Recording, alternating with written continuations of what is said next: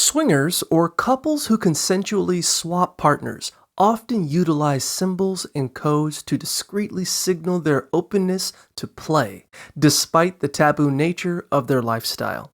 One of the most recognized symbols is the upside down pineapple, which represents swinger culture due to its historical associations with hospitality.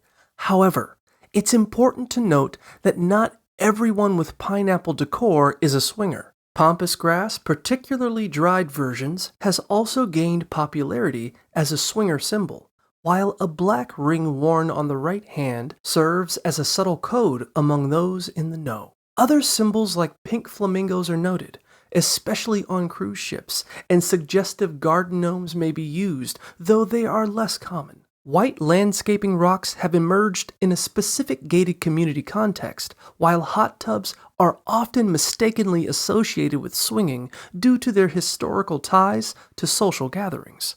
Finally, while jewelry like anklets and wristbands are mentioned, they lack widespread recognition as swinger symbols, aside from the black ring.